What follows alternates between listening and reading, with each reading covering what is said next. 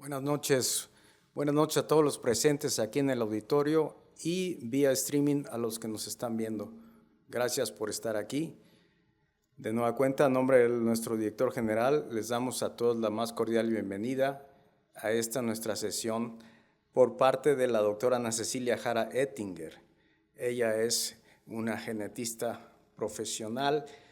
La doctora nos va a hablar el día de hoy de medicina de precisión aplicadas al entorno clínico. Un poco de su currículum. La doctora es médico cirujano egresado de la Universidad Autónoma de Guadalajara. Cursa la especialidad en el Hospital de Pediatría del Centro Médico Nacional Siglo XXI, donde egresa con mención honorífica. Ella realiza la alta especialidad en genética perinatal en el Instituto Nacional de Perinatología y es obviamente certificada por el Consejo Mexicano de Genética. Dentro de premios honores, como les comentaba, primer lugar en presentación de trabajos libres orales en el Hospital de Pediatría del Siglo XXI en el 2019, primer lugar en el quinto concurso interuniversitario de la Sociedad Mexicana de Cirugía en 2014, ha publicado en revistas internacionales indexadas, realiza estudios de investigación en el Instituto Weizmann de Israel, así como en Sassari, Italia, relacionados a su especialidad.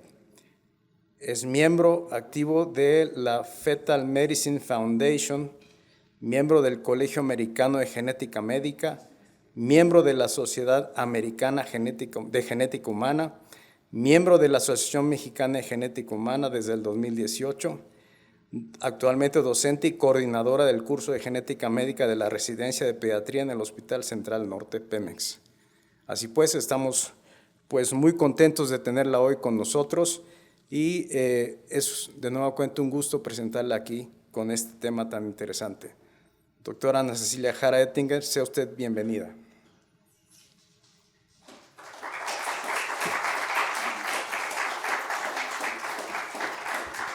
Muchas gracias y gracias a todos por estar aquí. Hoy les voy a hablar de muchas cosas. Vamos a tener que empezar con un poco de generalidades de genética porque si no vamos a entender nada. Después del genoma humano, un poco de las enfermedades de genética, cómo se clasifican y cómo es que entonces podemos empezar a hacer medicina de precisión. Las pruebas que existen, tanto diagnósticas moleculares que utilizamos en genética como aquellas directas a consumidor, porque el marketing está muy fuerte y tenemos que estar informados de qué pruebas sí funcionan, qué pruebas no tanto y hasta dónde funcionan. Y comentar un par de casos clínicos, por ahí el que salió en las noticias hace como una semana, 2 semanas, el bebé que hicieron un tratamiento personalizado, terapia génica in vivo. Entonces, vamos a ver un poquito. Entonces, primero, un poco de qué se trata esta medicina de precisión. Bueno, sabemos que la medicina de precisión lo que busca es ver las variantes individuales que tenemos en nuestros genes, en nuestro ambiente, en nuestro estilo de vida, para entonces poder prevenir, diagnosticar y tratar enfermedades. Yo creo que lo más importante es precisamente esta parte del tratamiento, pero para llegar a un tratamiento pues tenemos que hacer todo el abordaje.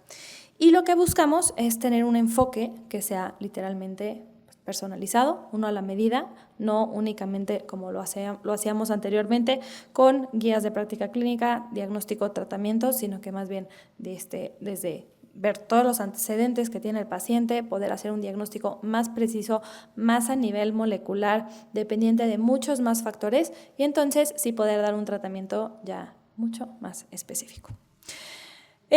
Vamos a tener que ver genética y genómica. Yo pues evidentemente me voy a centrar en esta parte, también epigenética y también sabemos que la medicina precisión se está apoyando muchísimo en inteligencia artificial. Acuérdense, la inteligencia artificial llegó para quedarse, mientras antes aprendamos a utilizarla mejor. No les estoy diciendo que busquen diagnósticos ahí, ¿no? Pero sí se puede utilizar como herramienta, por ejemplo, subir una guía de práctica y entonces a partir de ahí que te pueda ayudar. Porque sí, todo el mundo lo está usando y si no lo utilizamos nos vamos a quedar atrás y los pacientes les van a llegar con las preguntas que les dijo ChatGPT. Entonces más vale estar un paso adelante. Obviamente el microbioma también, que es otro tema enorme que desafortunadamente pues no podré cubrir, ni es el área de mi especialidad, y estilo de vida y ambiente. Entonces, para integrar esto en la clínica, como en cualquier abordaje clínico, abordaje médico, pues vamos a tener que hacer la historia clínica, el árbol familiar. A partir de ahí ya haremos las pruebas genéticas dirigidas o los paneles, de los cuales les voy a platicar un poquito más adelante. De aquí viene la interpretación, que no me voy a cansar, bueno, se van a cansar de que les diga que por favor se asesoren con un genetista, que por favor hagamos equipo. Y de ahí ya podemos hacer el plan terapéutico y el seguimiento ajustado a este mismo riesgo genético. Entonces, para empezar a hablar un poco de las pruebas que tenemos en genética, tenemos que tener muy claro cómo se constituye el genoma humano, cuáles son los grados de condensación del genoma humano, y entonces a partir de esto ya podemos ver qué pruebas puedo utilizar para cada sospecha diagnóstica. En genética hay una sola prueba que ve todo, pero es el genoma. Y el genoma, aún así que lo puede ver todo, yo no puedo mandar un genoma a analizar sin tener datos clínicos del paciente, porque todos tenemos 1000 variantes, 1000 mutaciones que pueden ser benignas o malas, y para la interpretación siempre va a ser súper importante tener los datos clínicos lo más completo posible. Entonces, así es como se organiza el genoma humano. Aquí, sí se ve. Ok. Entonces, recordemos que todas nuestras células nucleadas tienen el ADN dentro del núcleo. Este ADN puede estar condensado o descondensado. Se condensa justo antes de la mitosis, y cuando se condensa forma estas estructuras que se llaman cromosomas. Pero si yo tomo los cromosomas y los voy descondensando, primero tienen un grado de condensación que aquí vemos con histonas, que son proteínas que precisamente se van, en las cuales el ADN se va enrollando, y después ya se va desenrollando hasta formar justamente pues la famosísima hebra de doble hélice que conocemos. Este es el nivel más descondensado. Entonces aquí podría yo, por ejemplo, secuenciar nucleótidos, pero si yo quiero ver si mi paciente tiene síndrome de Down, pues realmente no me importa ver los nucleótidos, necesito ver si sobra un cromosoma del 21. Entonces aquí van a ir un poquito cada uno de los estudios. El estudio más básico que amamos los genetistas nunca se va a ir, porque es el único, bueno, a menos que el genoma salga ya súper barato, es el único que me detecta rearreglos balanceados, que ahorita también les enseño. Es cuando no me sobra ni me falta información genética, pero nada más el cariotipo y el genoma lo puede ver. Entonces el cariotipo lo que me alcanza a ver es 5 a 10 millones de pares de bases, y es el famosísimo que ya conocemos. Este solamente me funciona para ver precisamente trisomías, aneuploidías, poliploidías, de lesiones y duplicaciones grandes de 5 a 10 millones de pares de bases. Estas son las pares de bases. Entonces, pues 5 a 10 millones es lo que me alcanza a ver. Tenemos 3.000 millones. Después sigue un estudio que se llama microarreglos, el cual tiene una resolución ya de 100 a 400 miles de pares de bases. También tenemos nuestro DNA mitocondrial. Tenemos también el FISH, que me ayuda a ver de lesiones y duplicaciones, pero FISH siempre va a tener que ser dirigido a lo que estoy sospechando. MLPA es muy similar a FISH y también tiene que ir dirigido. Y la secuenciación, que es la que ya me va a ayudar a ver tal cual los genes. Entonces, nada más recordando, los genes va a ser una secuencia de nucleótidos que me codifica para un producto funcional. Y ahorita también veremos qué pasa con los genes. Los genes están compuestos por exones e intrones. Los exones son los que me van a dar RNA mensajero, que si se acuerdan, el RNA mensajero es el que necesito para entonces formar proteína. Entonces de ahí también el exoma es uno de los estudios pues, que ya más estamos utilizando ahorita, porque ya hay exoma con análisis de CNVs. Entonces básicamente pues el exoma casi lo ve todo, a excepción de esto de rearreglos balanceados en el cariotipo. Aquí está el exoma, nada más recordando, los genes son estas secuencias, y ya a partir de los exomas es que podemos formar proteína. Y el exoma es solamente el 2% de todo nuestro genoma. O sea, todo el resto del genoma todavía no lo entendemos muy bien. Si por ahí han escuchado que nos parecemos 50% al plátano genéticamente, es por ese 98%. Nos parecemos 98% a chimpancé, es por todo el genoma. y el exoma es realmente pues, lo que nos hace diferentes. Este 1.2% es eliminando unas partes que tienen los exones en los extremos. Entonces, pues realmente es súper poquito de nuestro material genético. ¿Y por qué les digo esto? Porque el exoma es lo que más conocemos. Ni siquiera lo conocemos completo. Entonces, imagínense todo lo demás que no conocemos. Y entonces, tenemos muchísima variación genética. Todos, como les decía, tenemos variantes, desde variantes en número de copias, que es que me sobra o falta información, hasta cambios en un nucleótido. Ahora, básicamente en cuanto a estudios, el más básico pues es el cariotipo, de ahí me puedo ir a microarreglos, FISH para deleciones, duplicaciones, y entonces ya me puedo ir a secuenciación. Les digo el genoma si ve todo, exoma, paneles o un solo gen. Todos estos estudios los podemos hacer siempre dependiendo de la sospecha diagnóstica. Ahora, eso es así como en parte hacia diagnosticar enfermedades genéticas. Pero, ¿qué son las enfermedades genéticas? Vamos a dividirlas en 3 grandes rubros. Entonces están las cromosómicas, que conocemos, las monogénicas, que también conocemos, y las multifactoriales, que es donde más está creciendo esta medicina de precisión y donde pues más ojo vamos a tener que tener. Entonces, nuevamente para las cromosómicas, pues podemos analizarlas con el cariotipo. Quiero que quede muy claro que en el cariotipo no veo genes. A mí me gusta decir que el cariotipo es como si fuera mi biblioteca y estos son libreros de información, pero no estoy tomando los libros y leyéndolos. Entonces, si estamos sospechando algo monogénico, un cariotipo no me va a servir de nada. Literal, sí, síndrome de Down, Turner y así. Y lo que les decía, lo que sí me ve son las balanceadas, o sea, que alguno esté pegado a otro, como aquí. Este paciente es normal, fenotípicamente no tiene nada, porque no le sobra ni le falta información. Pero cuando este paciente quiera tener hijos, si pasa el de la translocación y aparte pasa un 14 o un 13 normal, que va a tener un hijo con trisomía del 13. Entonces, también aquí importante hacer cariotipo en pacientes con pérdida gestacional recurrente o infertilidad. Más o menos un 10% de estas parejas van a tener algo así en su cariotipo. Y de ahí le siguen los microarreglos en donde podemos ver si sobra o faltan ya como estantes de libros. Aquí tenemos síndromes como Cri-du-Chat, como de lesión 22q11, como Williams y 1p36. Entonces, bueno, aquí podemos ver si sobran o faltan. Lo normal es que veamos aquí en la doble dosis. Si se fijan aquí, esto está en una dosis. ¿Por qué? Porque este era varón, XY, y así es como lo vamos interpretando. Ahora sí, lo bueno. En la parte molecular vamos a tener que tener una sospecha específica. Y entonces, a partir de esa sospecha, podré irme al estudio que esté buscando. Como les comentaba, ya espero que haya quedado un poquito más claro lo del exoma. Los exones, entonces, son los que me dan las proteínas. Y nada más recordando un poquito también esta parte de biología molecular, acordémonos que la secuencia de ADN se lee de 3 en 3, de 3 nucleótidos. Y entonces, cada 3 me va a dar un aminoácido y si cambia un nucleótido por otro, cambia el aminoácido y cambia la proteína. Estos cambios los tenemos muchísimos en todo el genoma.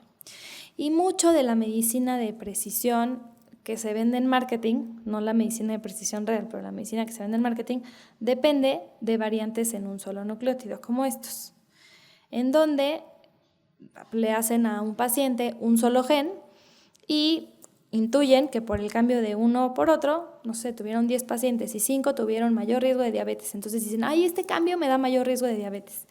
Y nada más con esa información dan esos riesgos. Entonces son estudios extremadamente escuetos, con muchas limitantes. ¿Por qué? Porque, por ejemplo, la diabetes depende de más de 300 genes. Si yo analizo 2 genes y nada más cambio una letrita por otra, y estos estudios aparte están hechos en caucásicos, pues no me van a servir para la población mexicana, pero ahorita vamos para allá. Todos estos cambios, todas las mutaciones, se tienen que clasificar, ya sea son benignas, probablemente patogénicas o patogénicas. Pero la gran mayoría van a caer en esto que se llama BUS o variante de significado incierto, en donde literal no sé si es buena o mala. Entonces tenemos más de 100 millones de estos cambios en nuestro genoma. Ocurre más o menos cada 300 nucleótidos, son muchísimos. Muchos no causan enfermedad, pero algunos sí me pueden dar cambios en respuesta. Entonces, estos cambios en respuesta tienen que ser muy bien estudiados. Son pocos los SNPs que ya tienen. Antes se llamaban polimorfismos, ahorita son variantes, pero la verdad es que luego están de las dos maneras en los artículos. Unos de los que sí, por ejemplo, sí sabemos que tienen buena evidencia, pues son de citocromos en la respuesta al clopidogrel, y justamente en farmacogenómica es donde sí ha habido un gran avance en cuanto a estas variantes. O sea, de aquí sí podemos tener ya evidencia contundente de que ciertas variantes me llevan a ser metabolizador lento, rápido, y esto es en cuestión de paneles de farmacogenómica. Pero en lo que estoy yo en contra es en muchas otras cosas que ahorita les voy a ir platicando. Entonces, lo que hacen pues es un estudio muy grande, se llama GWAS, en donde hacen genoma completo y hacen asociaciones. Entonces, hacen un genoma completo a miles de personas, les hacen cuestionarios súper extensos y entonces empiezan a buscar en estas variantes cuáles tienen alguna correlación con sus enfermedades.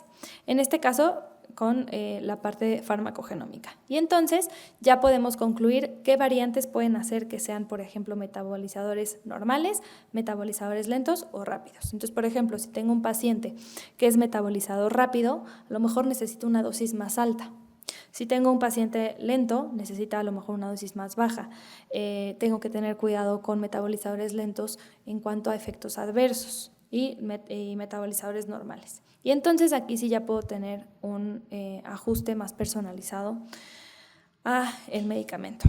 Ahora, esto es en farmacogenómica, y en farmacogenómica en donde más nos puede ayudar es en psiquiatría y en temas de anticonvulsionantes también. Es donde más información tenemos y donde más batallamos también con los pacientes que intentan un tratamiento, les va terrible con los efectos adversos, intentan un segundo tratamiento, no les funciona, intentan uno tercero. Entonces, estos paneles realmente sí valen la pena. Ahora, los que no me gustan. Las pruebas directas a consumidor. ¿Qué pasa aquí? Ya les hablé de las enfermedades genéticas cromosómicas, que les contaba, síndrome de Down y esto. Ahí hay un diagnóstico individualizado, pero realmente no hay como una medicina de precisión más allá de lo que podamos hacer de farmacogenómica. Tenemos los problemas monogénicos, en donde sí, ya se viene muy fuerte la terapia personalizada, individualizada, como lo que pasó con este bebé. Y ahí también, pues sí tenemos ya un diagnóstico de precisión, porque fue algo puramente genético monogénico.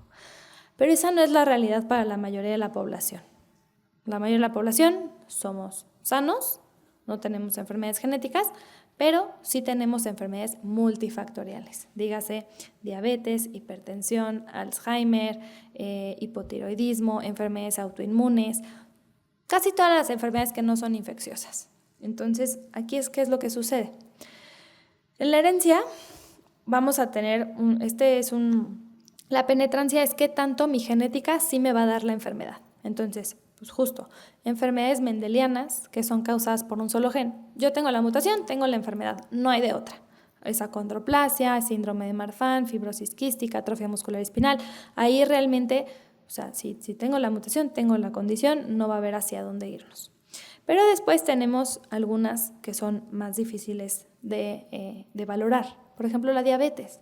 Sabemos que hay un riesgo genético contundente de diabetes, sí, y vemos antecedentes familiares y sabemos que si un papá o la mamá tiene diabetes, el hijo tiene el 40% de riesgo de padecerlo, si los dos el 70%, y todo esto ya está muy bien calculado y sabemos que la heredabilidad es alta. Pero ¿qué pasa? Que son muchos genes que tienen que ver con diabetes. Entonces, identificar realmente qué es lo que me confiere este riesgo genético es extremadamente difícil. Y tenemos también la frecuencia de las variantes. Mientras más frecuentes sean, pues más probable es que no me estén dando enfermedad. Mientras menos frecuentes sean, más probable que sí me puedan estar dando enfermedad. Y lo que les decía, que la mayoría las vamos a encontrar por estudios de yeguas que son pues extremadamente complicados. Entonces, la herencia multifactorial va a sumar factores ambientales, desde la dieta, infecciones, ambientes tóxicos, y factores genéticos. Y de esta manera, pues ya podemos tener precisamente alguna enfermedad multifactorial. Y de aquí podemos tener ciertos riesgos que van a depender de muchos genes. Entonces, nuevamente, estos scores se tienen que hacer con muchos pacientes para entonces que ya puedan existir los estudios en donde para diabetes no únicamente me analicen 2 genes, sino que me analicen 300, todas las variantes en esos genes, y entonces ahora sí ya poderlo calcular.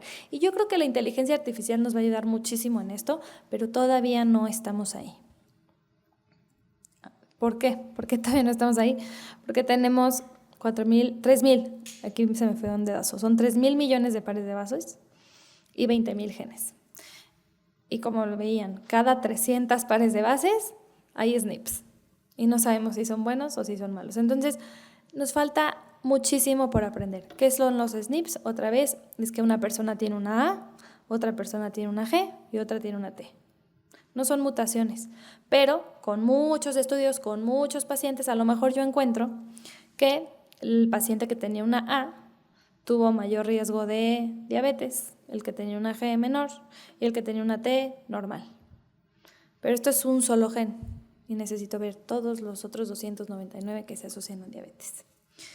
¿Y qué pasa? Que se están vendiendo muchas pruebas que prometen dar riesgos multifactoriales. Casi no se ve. Pero ahí dice, entrenamiento de fuerza. O sea, entrenamiento de fuerza. ¿Cómo hay un gen para entrenamiento de fuerza? O sea, eso no existe. La fuerza depende de 1,000 células musculares, de 1,000 células nerviosas, de canales de sodio, canales de potasio, canales de calcio. Imagínense cuántos genes tienen que funcionar para nuestros músculos. O sea, no puede existir un gen para entrenamiento de fuerza, pero esto se vende y se vende muy bien y se vende muy caro y la gente llega y te lo pide. Y entonces aquí nos dicen el genotipo y ellos dicen, bueno, como ya vi tu genotipo, esta persona tienes buena potencia. Pero la realidad es que no podemos interpretar estas cosas así. O sea, estos estudios nuevamente es brincar a conclusiones. Es como si en vez de tomar y leer los 300 genes, yo leí un párrafo y te conté la historia con el párrafo que yo leí. Entonces, no son estudios de grado médico. Por eso también empecé primero con los estudios que sí son moleculares, que sí son de grado médico, que sí tienen evidencia, y estos son, pues, directo a consumidor y no los podemos utilizar seriamente para poder decir, me salió un riesgo cardiovascular bajo, entonces no es necesario hacerte un electrocardiograma. No podemos, o sea, esto no es medicina de precisión y quiero que quede súper, súper claro porque ha habido mucho marketing y los pacientes ya llegan pensando que les hicieron todo, les hicieron un genoma y esto no es un genoma. ¿Y dónde es muy grave? En cáncer. ¿Por qué? Estos estudios lo que hacen es, por ejemplo, en los genes BRCA1 y BRCA2, digamos que el gen es un libro y el libro tiene 300 páginas, de las cuales pueden haber mutaciones en cualquiera de las letritas de esas 300 páginas. Y estos estudios lo que hacen va a ser ir a ver la página 188, párrafo 2, letra 4, porque hay una mutación relativamente frecuente que afecta al 20% de todos los pacientes que tienen una mutación en BRCA1. Y entonces, esa mutación no está, no, entonces no vas a tener cáncer de mama. Y los pacientes se lo creen. Y entonces, no, yo ya me hice el estudio y me salió negativo, entonces pues estoy bien. La limitante es enorme, no se leyó el gen completo, solamente se buscó una mutación, ni siquiera muy frecuente, y entonces ya creen que no van a tener ese riesgo. Lo que tenemos que hacer es una prueba diagnóstica, tenemos que hacer análisis, secuenciación de todo el gen, o sea, leer todo el libro, analizar si no faltan o sobran párrafos, o sea, análisis de deleciones y duplicaciones, y entonces ya si hice todo eso, es un negativo, y es un negativo solamente de BRCA1. Y tengo otros 118 genes que se asocian a cáncer de mama. Entonces, también me quedo corta con BRCA1 y hasta con BRCA2. Y bueno, estos también, ¿qué más nos ponen aquí? Potencial aeróbico. El potencial aeróbico lo calcularon con 5 genes. También, o sea, pues no hay manera, ¿no? Es que me da risa porque no puede ser. Recuperación post-ejercicio, lo mismo, inflamación. Ahora, yo sé que los pacientes llegan pidiendo esto. Entonces, no está mal. todo mundo es libre, autonomía del paciente. Yo también hasta sí me lo haría de que, ay, a ver qué sale, pero sí tenemos que saber que no son de grado médico y que pues tenemos que tener cuidado con justamente cuando nos hablan de cáncer, cuando nos hablan de enfermedades ya realmente aquí, pues por ese ejercicio. Que ojo, les hubiera puesto este estudio, se me olvidó. Hay un estudio en el que tienen 2 grupos y a uno le dicen 4 grupos genéticamente. Y entonces, de estos 4 grupos, tenemos 2 que son de rendimiento bueno para fuerza y 2 que son de rendimiento bueno para correr, ¿no? Genéticamente, esto sí, ya como que con mucho más análisis de más genes. Y entonces, a unos les dicen el resultado contrario. Entonces, a los que eran buenos para correr, les dicen, tú no eres bueno para correr, eres bueno para la fuerza. Y luego les hacían correr, hacer fuerza antes de recibir el resultado y después otra vez. Y entonces, antes pues les va moderadamente bien en los 2. Después de recibir el resultado, a los que les dicen que no son buenos para correr, que genéticamente sí lo eran, ¿qué creen que pasa? ¿Mejoraron o empeoraron? ¿O quedaron igual? Ojalá quedaran igual, porque en teoría eran mejores, pero baja su rendimiento. O sea, lo que nos decimos, no lo creemos y va a bajar físicamente y los niveles de VO2 ya cuando les ponen la prueba física. Entonces, tanto cuidado que hay que tener con estas pruebas. Porque sí, me van a decir, no, tu rendimiento de fuerza es menor. Y entonces puede disminuir mi rendimiento porque ya me lo dijeron y ya dije, no, pues sí, yo soy mala para la fuerza. Y de ahí también la importancia de este asesoramiento genético y acompañamiento. Y acá tenemos, ahí está. Entonces, hay otros que sí tienen un poquito más evidencia, como les decía, los de los citocromos ya están bastante mejor estudiados. Por ejemplo, del metabolismo de lactosa es fácil porque depende de una enzima que es la lactasa, una enzima está codificada por un gen, entonces este tipo de cosas sí me pueden ayudar, ¿no? También en cuanto al gluten sí pueden ayudar, pero bueno, aquí lo mismo, ¿no? Y el alcohol también porque de citocromos, les digo, alcohol, fármacos y ciertas, o sea, si depende de un solo gen, sí es posible. Pero otra limitante es que justo todos estos estudios, pues les decía, se han hecho en población caucásica. En temas de diabetes, lo que hemos visto es que algunos SNPs, que en Europa nos dicen que son protectores de diabetes, resulta que en mexicanos son al contrario, nos ponen en riesgo. Entonces necesitamos mucho más estudios en mexicanos, necesitamos hacer genomas completos en mexicanos, necesitamos recursos para poder hacer eso. En el INMEGEN sí se está haciendo, pero la realidad es que sí falta mucho por avanzar y justo entre toda la tómbola de genes, pues es lo que tenemos que ver realmente cuáles sí son de riesgo y cuáles son de protección. Y no sé si han escuchado de MTHFR. Si hay alguien aquí así como que de ginecología, ¿no? Aquí no, casi no hay. Bueno, si han escuchado de MTHFR. Bueno, pues MTHFR es uno de los ejemplos por los que bueno, les voy a dar contexto. MTHFR es un gen que codifica para un receptor de metilfolato y entonces está involucrado en el metabolismo del ácido fólico. ¿Y qué pasó con MTHFR? Que pasó lo mismo, o sea, se hicieron conclusiones, brincamos a conclusiones con una sola variante. Entonces, hay 2 variantes comunes en MTHFR, una es la C677 que cambia por una T y otra es una 1298 que cambia una adenina por una guanina. Esas 2 variantes dijeron, si tienes esa, tienes más riesgo de pérdida de tu bebé y de defectos de tubo neural. Y fue una gran herramienta de marketing hasta hoy. O sea, hoy les hacen un estudio genético para ver si tienen esa variante, el estudio genético les sale en 10,000 pesos y después les dicen que no pueden tomar ácido fólico y que tienen que tomar metilfolato y entonces hay 1,000 suplementos con metilfolato y ¿qué creen? Que 50% de la población mexicana tenemos esta variante y es normal. Entonces ahorita ya nos dicen que no hay que hacerlo. Esto salió, bueno, ya desde 2020. Entonces dice, lack of evidence, que lo dejemos de hacer. Pero ¿qué hacemos si todo el marketing está bombardeado a las mujeres que tuvieron una pérdida? Les dicen, es que tienes MTHFR. Y entonces van y gastan y se lo hacen. Y ya están con metilfolato y vuelven a tener otra pérdida. Y teníamos que haber hecho un abordaje de pérdida gestacional recurrente y checar el cariotipo y checar muchas otras cosas, pero es que sí tenemos que tener mucho cuidado con la industria. Entonces, MTHFR es un gran ejemplo de cómo se le quiso echar toda la culpa a una variante de un único nucleótido, o sea, a un SNP. Eran dos. Realmente no pasa nada si somos heterocigotos, o sea, acuérdense que tenemos 2 alelos de mamá y de papá. Si tenemos esta variante en uno de los dos, no pasa nada.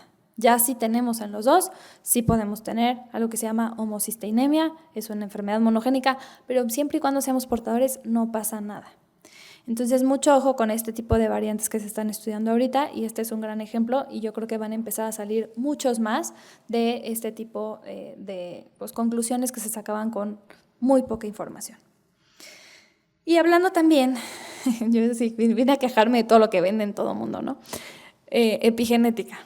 La epigenética está muy de moda y es una realidad, o sea, la epigenética es una maravilla. ¿A qué me refiero con epigenética? Nosotros tenemos nuestra información genética, que son nuestras instrucciones con las que nacimos, y traen las instrucciones para hacer nuestras manos, nuestros pies, nuestro corazón, para que todo, absolutamente todo funcione. Y la epigenética es lo que me dice, préndete y hazme tus manos, o apágate y ya, ¿no? Ya no necesito, y sucede todo el tiempo. Y ese es un ejemplo que a mí me encanta, el de la vida embrionaria.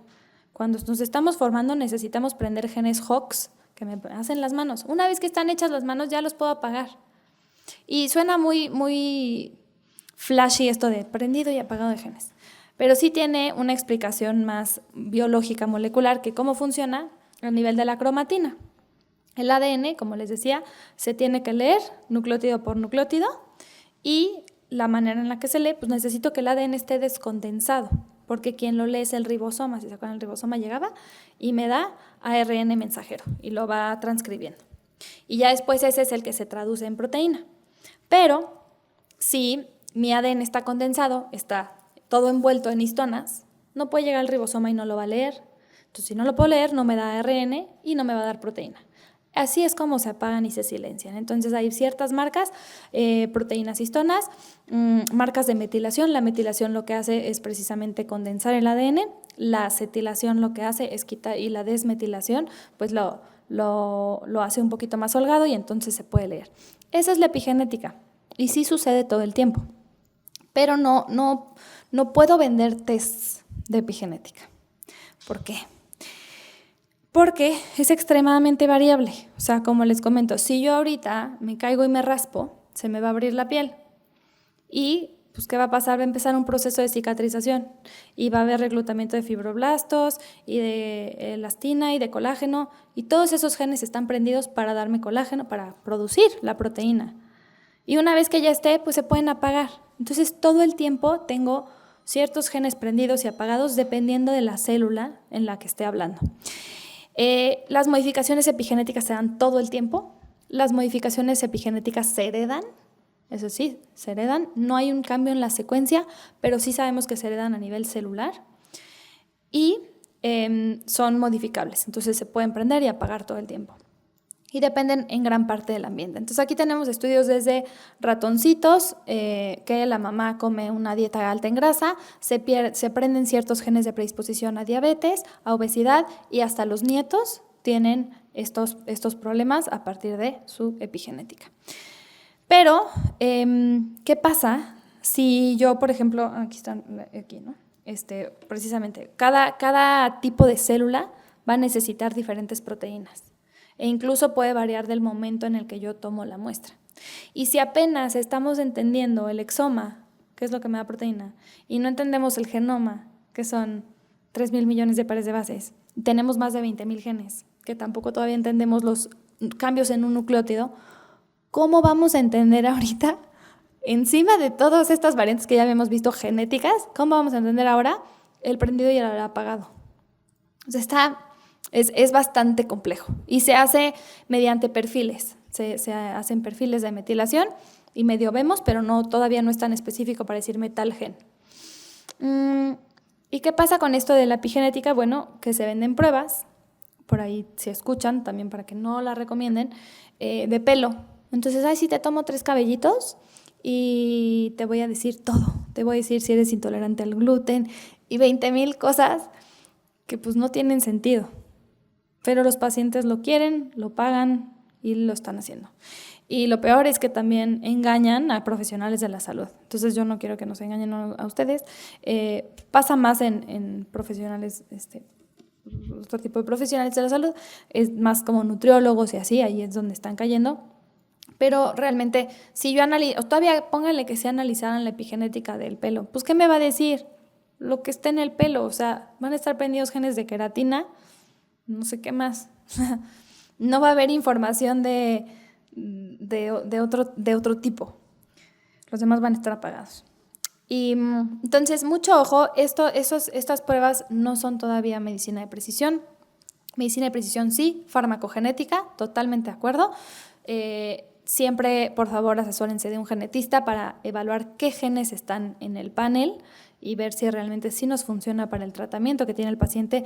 No todos los fármacos tienen ya un citocromo identificado, un metabolismo identificado, entonces nos sirve para algunos, también antiagregantes, pero no están para todos. Y tenemos esta gran noticia, que un bebé en Estados Unidos recibió el primer tratamiento genético personalizado. Esto de verdad sí es, esto sí es histórico, esto cambia muchísimas cosas. ¿Qué pasó con este bebé? Este bebé nace, generalmente estos no tienen datos prenatales, entonces no teníamos ninguna sospecha.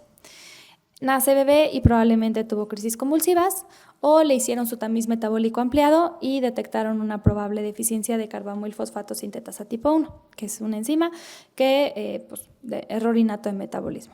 ¿Qué pasa cuando esta enzima no está? Se utilizan vías alternas de metabolismo y tenemos una hiperamonemia, que es la que lleva justo a las crisis convulsivas, letargia, otros signos, pero que si yo no controlo esta enfermedad, puedo entonces llegar a tener daño cerebral. 50% de estos pacientes fallecen en los primeros meses de vida. Entonces, este bebé tuvo afortunadamente un diagnóstico temprano. Que ojo, yo aquí me pelearía porque este diagnóstico, si hubiéramos planeado el embarazo y vemos si los papás son portadores, ya escogemos embriones sanos. Entonces, sí es un parteaguas y está padrísimo tener estos tratamientos, pero nos tenemos que enfocar muchísimo en prevención porque me cuesta mucho menos, pero ahorita voy para allá. Entonces, tiene su tamiz metabólico positivo y ya le hacen el análisis genético y se encuentra la mutación específica. A partir de esta mutación específica, desarrollaron un tratamiento solamente para este bebé, para su mutación, con CRISPR, que CRISPR lo que hace es modificar, se le enseña cuál es la secuencia que tiene que detectar y entonces, digamos que tenía una mutación de un cambio de una citosina por una guanina, lo que hacen es justo quitar la citosina y cambiarla por guanina. Se le hicieron varias infusiones. ¿Qué pasa también con esta condición? Donde esta enzima funciona es a nivel hepático. Entonces, este es otro ejemplo justo, por ejemplo, de epigenética. A nivel del resto del cuerpo, ese gen está apagado porque no está produciendo la enzima. A nivel de células hepáticas tiene que estar prendido y produciendo la enzima. Entonces, se le dan infusiones y a nivel hepático ocurre esta modificación genética y entonces empieza a producir la enzima deficiente. Esto es una locura, es de verdad una locura. Ahora, requirió más infusiones. ¿Por qué? Porque no estoy cambiando a nivel gonadal, no estoy cambiando todo el bebé, sino que, y también por eso este tipo de enfermedades son un poco más fáciles de tratar y de detectar, porque es a nivel hepático. Aparte es la segunda vez que te suena. Perdón, me distraje un poquito. Es a nivel hepático y entonces en estas células es en donde se va a hacer la modificación. Es más fácil que cuando tengo que hacer modificación en diferentes tipos de células, porque eso es agarrar vectores que lleguen a los diferentes tipos de células. Y no es curativo, eso sí. En muchas noticias salió que había sido curativo, pero para curarlo justo se tendría que hacer en el embrión. Pero entonces ya estamos avanzando hacia allá. Este bebé cuando tenga hijos, sí puede tener hijos con la deficiencia si su pareja es portadora, porque no estamos modificando a nivel gonadal. Entonces eso es bien importante, que ya que estamos en modificación genética, es muy importante ahorita que no hagamos modificaciones a nivel gonadal porque realmente no sabemos implicaciones a largo plazo. Pero, pues sí, esto realmente sí es revolucionario. Nuevamente, ¿cuánto costó? Que habían sido $4,000 millones. O sea, entonces, ¿cuánto cuesta un panel de portadores en una pareja? $1,000. Tenemos que enfocarnos en la prevención. Sí, es maravilloso y nos va a funcionar para muchísimos errores innatos de metabolismo, pero no podemos hacer esto sin estar tomando una mirada hacia la prevención. Y otra área en la que ya se utiliza muchísimo la medicina de precisión es en cáncer. No sé si aquí hayan oncólogos. Yo amo el olaparib. Entonces, en pacientes que tienen mutaciones en BRCA2, ¿qué es lo que sucede? BRCA lo que me ayuda es que normalmente nosotros todo el tiempo estamos mutando y una de las mutaciones más frecuentes es la ruptura de doble cadena. Se rompen las 2 hélices del ADN. Y entonces ahí llega BRCA y lo que hace es repararlo. Y entonces, si yo tengo mutación en BRCA, pues ¿qué pasa? Esa célula ya tiene una mutación y si continúa o sigue mutando, pues me va a llevar a un cáncer. Por eso las personas con variantes patogénicas en BRCA pues tienen mayor riesgo de cáncer a lo largo de la vida. Olaparib lo que llega a hacer es algo que se llama letalidad sintética. Entonces, normalmente es un inhibidor de una proteína que se llama PARP, que PARP lo que hace es también reparar el ADN, pero la ruptura de una sola cadena. Entonces, cuando yo inhibo PARP, no tengo BRCA, entonces no se puede reparar la doble cadena y tampoco se puede reparar una cadena con PARP. Y ahí la célula sí es inteligente y se va a apoptosis. Entonces, yo tengo aquí una mutación, un daño genético, aquí no pudo entrar BRCA, pero entonces tampoco entra PARP, ay, suena muy mucho, y la célula se va a apoptosis. Entonces, esto al final es medicina de precisión, es medicina personalizada. Olaparib se utiliza en pacientes ya con mutaciones identificadas y les va muy bien a las pacientes porque ya es un tratamiento individualizado y a partir de un diagnóstico molecular. Y como viene muchísimo. En cáncer, afortunadamente, viene muchísimo. ¿Qué es lo complicado de cáncer?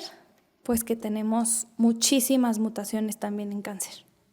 Entonces ahí tenemos mutaciones que llamamos driver, que son las que causan el cáncer, y luego tenemos un bonche de pasajeras, porque ahí hay una inestabilidad genómica cañona y hay que identificar cuáles son las que realmente me están llevando al cáncer y esas son las que tenemos que dirigir el tratamiento.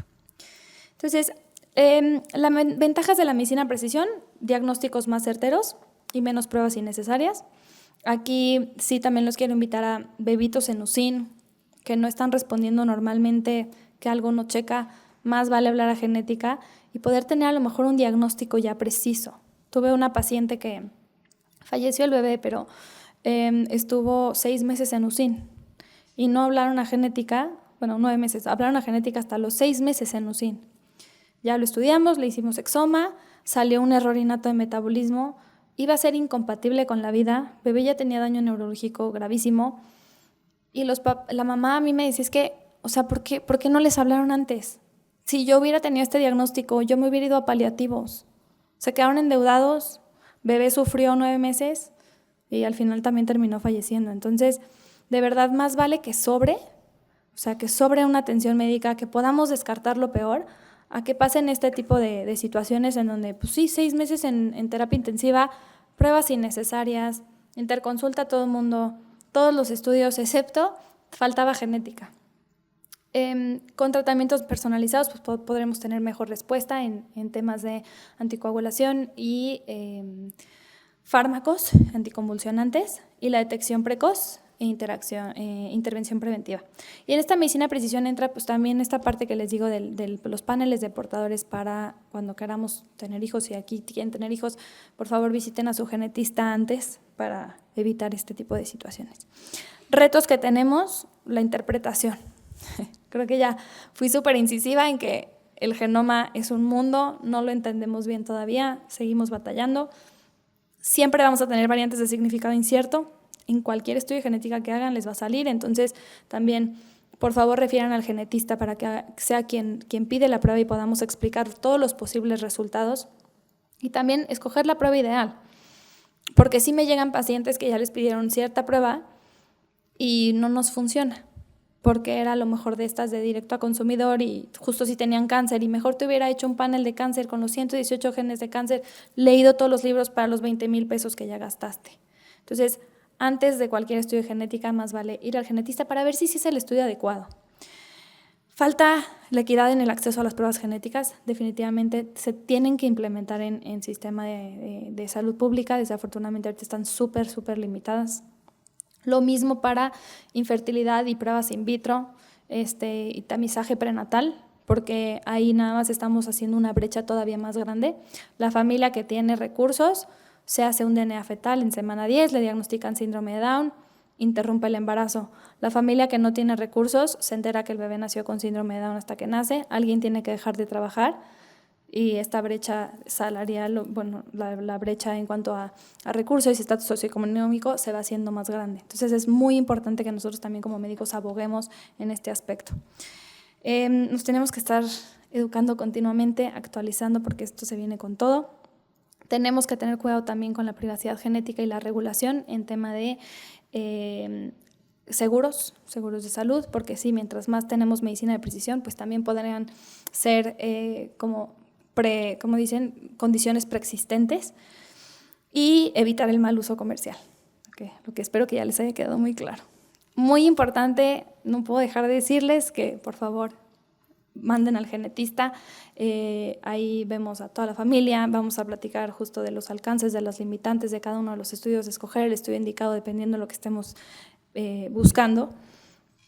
Y pues ya es una realidad clínica, más de 200 fármacos ya tienen recomendaciones farmacogenéticas, justamente para fármacos es donde viene más fuerte, con oncología, neuro, cardio y medicina reproductiva, y pues tenemos que trabajar en equipo.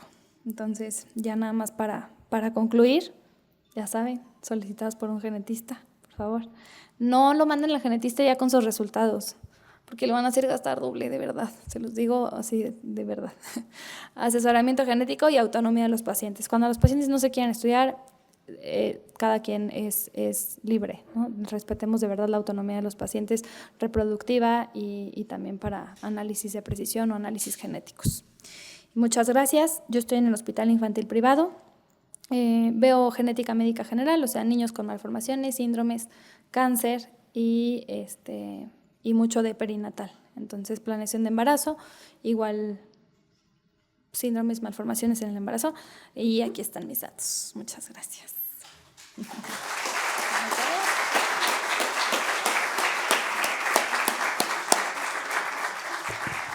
Muchas gracias, Ana Ceci, por tu plática.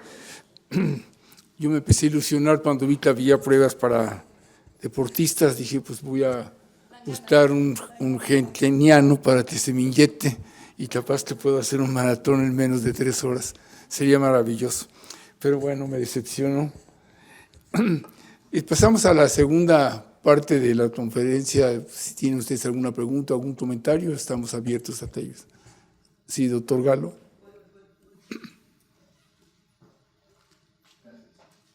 Gracias, Ana Ceci. Muy buena conferencia.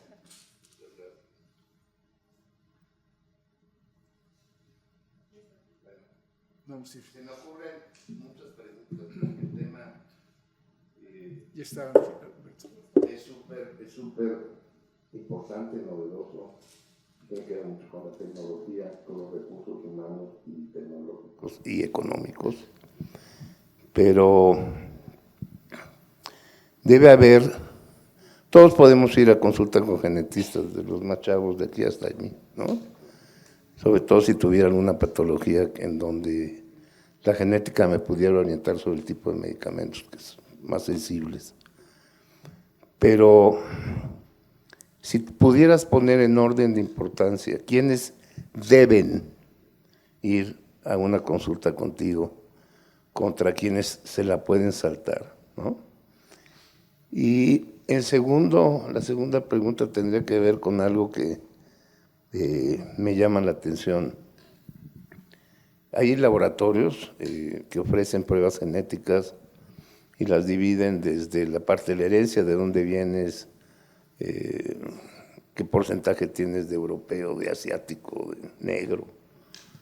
Y también ofrecen pruebas para determinar si tienes la probabilidad mayor o menor a padecer algún tipo de enfermedad y en qué época de la vida. Entiendo que estas pruebas son muy complejas de expresar y muy complejas de interpretar, porque como tú dices, se analiza solamente unos segmentos de los genes, ¿no?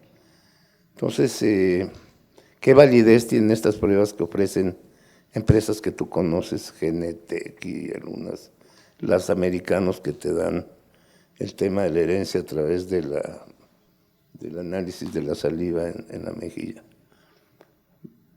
Gracias y felicidades, bienvenida al hospital. Muchas gracias, doctor. Si eres de ascendencia caucásica, y digamos, sí, europeo, pueden ser útiles, pero nada más si eres completamente sano y no hay antecedentes de cáncer en tu familia, eres completamente sano, va.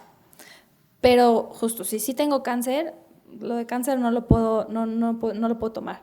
Pero en cuanto ya a riesgos poligénicos y multifactoriales de europeos, sí puede ser útil. En los demás, yo no. Me da más información tus antecedentes familiares que esas pruebas. Y bueno, de lo de ancestría también, igual, o sea, depende mucho de dónde seas. Por ejemplo, asiáticos que mandaban en Estados Unidos, como las bases de datos son de europeos, les salía que eran africanos. O sea, todo mal. Entonces, sí, cuidado. Oye, y de orden de importancia de la gente que sí debe ir a consulta con un genetista. Pues sí, o sea, si tenemos alguna malformación, sospecha de algún síndrome o enfermedad genética, planeación de embarazo. O sea, sí o sí tenemos que planear el embarazo y tiene que ser pues, individualizado. En la consulta vemos muchas cosas que no se van a ver en una consulta de ginecología y que podemos reducir 50% de las malformaciones y síndromes que vemos todos los días.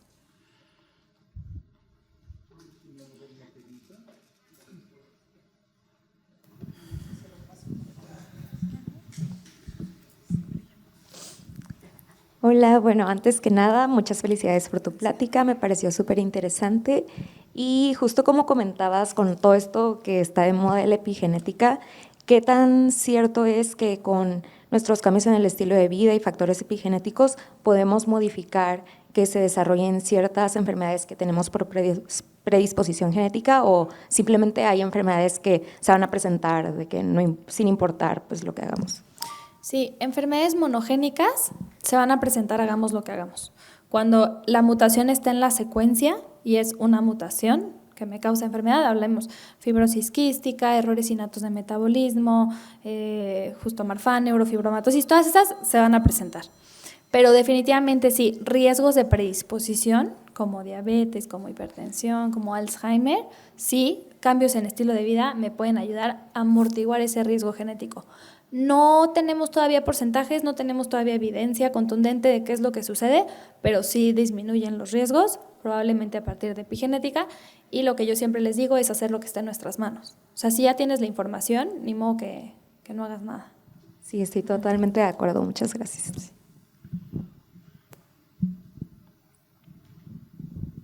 ¿Alguna otra pregunta, algún comentario?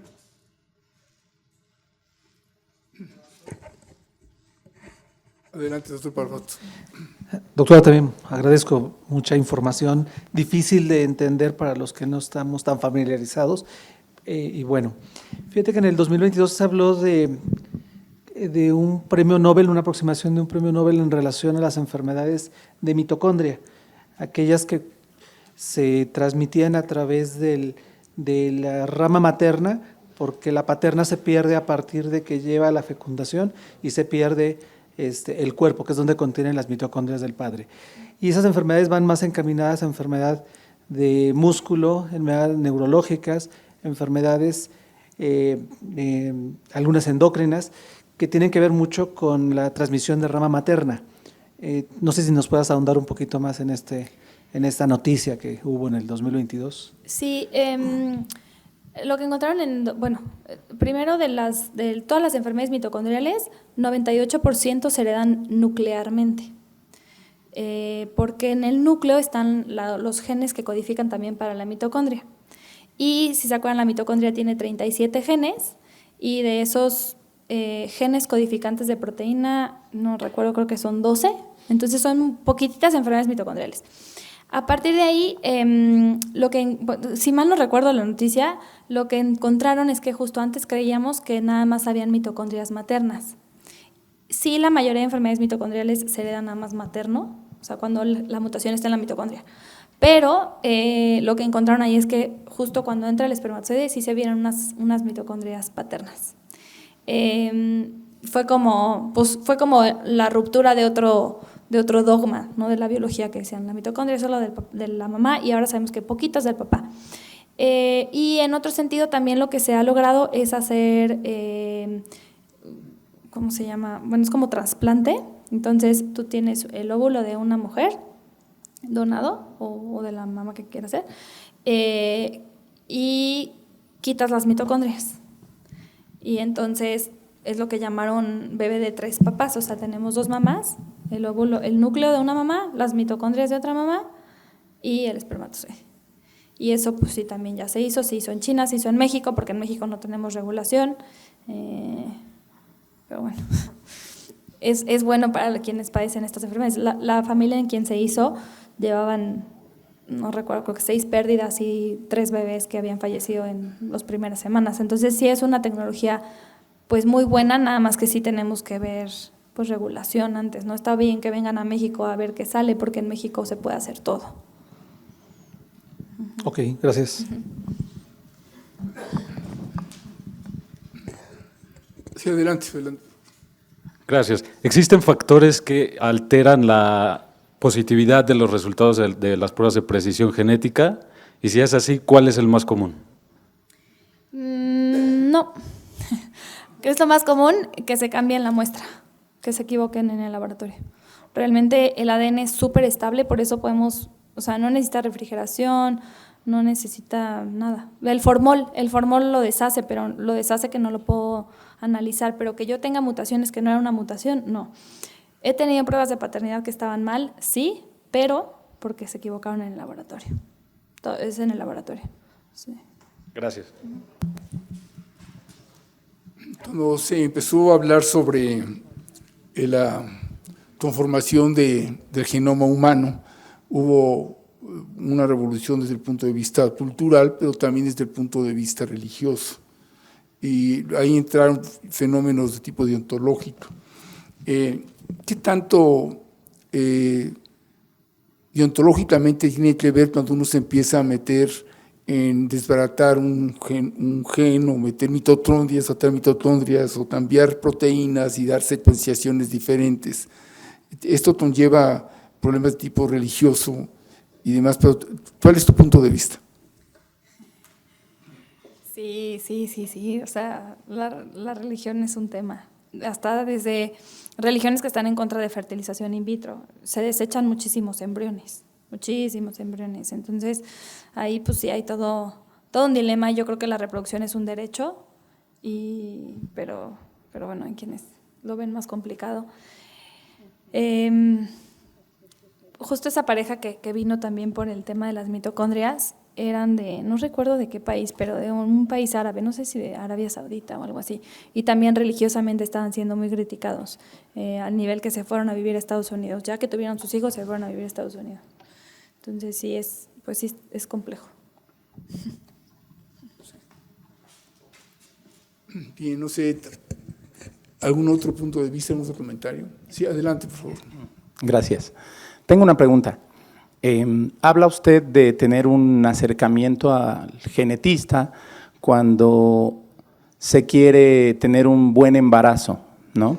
Pero ¿qué sucede en el caso del hombre? Quizá la pregunta es un poco rara porque estamos en un mundo que culturalmente es machista, misógino y que creemos que la salud ante un embarazo le pertenece únicamente a las mujeres.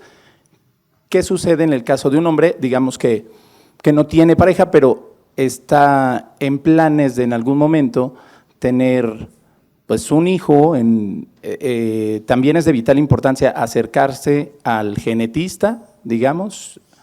Pues ahí es un nice to have, pero la salud reproductiva la tenemos que cuidar toda la vida, o sea, toda la vida, y un poquito más 3 meses antes de embarazarnos. Casi no sea, y eso para 50% mamá y 50% papá, los dos van a llevar suplementación. Casi no se habla de edad paterna avanzada, que también es un tema. En realidad el riesgo es menor al 1% y por eso no se habla tanto, pero sí tenemos estudios de asociación, no causalidad, pero asociación con autismo. Edad paterna avanzada se define mayores de 40 años y problemas como craneosinostosis, acondroplasia y mutaciones en FGFRs. Entonces, ¿qué puede hacer un hombre? Congelar también. O sea, congelar es mucho más barato que las mujeres, congelar una muestra de semen, nada más que, pues ya después sí te sale caro el in vitro. O sea, y que los riesgos no son tan altos para irte a un in vitro porque papá ya es más grande. A menos que papá tenga 80 o 70 o algo así, pues a lo mejor sí. Pero en general los riesgos son bajos. No, y el problema con las mujeres pues es que no es que nada más baje la calidad, sino que nos quedamos sin reserva ovárica. Entonces ahí sí no hay para dónde. En los hombres sí baja la calidad, pero pues, siguen produciendo. Entonces es algo a explorar. Yo te recomendaría ir más bien como a una clínica de reproducción para ver si quieres congelar y ya ver. Nada más que sí, los riesgos son menores al 1%. Podríamos seguir un buen rato preguntando. Estamos en un mundo donde las drogas han sido un factor determinante en la política y en todo el mundo, y el consumo es cada vez más elevado. Y se ha asociado mucho la drogadicción, donde hay un factor genético que favorece la drogadicción. Y en ese terreno, como que no ha habido demasiada difusión e investigación. Por ahí leía yo un poco que el TDA, que es el trastorno de déficit de atención, favorece a que los jóvenes o la gente joven pueda posteriormente tener adicciones fuertes. ¿Qué hay sobre eso? Y prometo no volver a preguntar más cosas. Adelante, yo feliz. No, de adicciones sí tiene una alta heredabilidad. O sea, la parte genética es un 70%. Entonces, alcoholismo también, o sea, si tenemos familiares con cualquier tipo de adicción, nosotros estamos más propensos a tenerla. Parece que va en vías de dopamina, de recompensa, y sí es un tema pues importante. Por eso también sí es importante conocer nuestros antecedentes familiares, porque si yo sé justo que tengo riesgos de alcoholismo, pues me mantengo con cuidado con el alcohol o me mantengo alejada del alcohol. Lo mismo para adicciones, ¿no? O voy a terapia, me mantengo alejado de ludopatía, de diferentes cosas, porque sí hay una predisposición genética muy, muy fuerte. También trastorno bipolar, de hecho, y esquizofrenia. ¿Y hay alguna intervención genética que se pueda hacer para prevenir? No, ahí sí no. Ahí sí no, porque no depende de un gen. Como es multifactorial, depende de muchos genes y del ambiente. Entonces todavía no podemos como que modificar la proteína que me hace adicto, no. Pues muchas gracias, Anastasia, muy amable, muy gentil. Llega ahora el momento de reconocerte tu participación con nosotros. De parte de la Dirección General y la Sociedad Médica te damos un reconocimiento, muy agradecidos.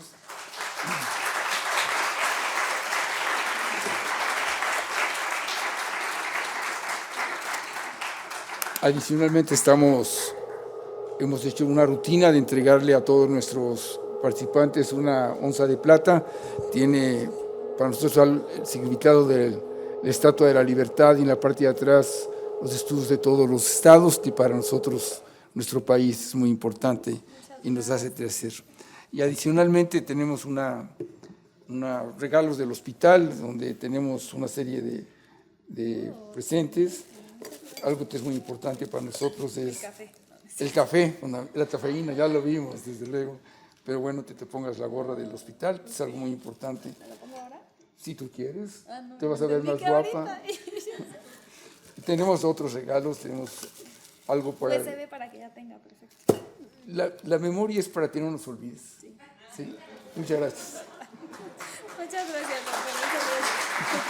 Un gusto.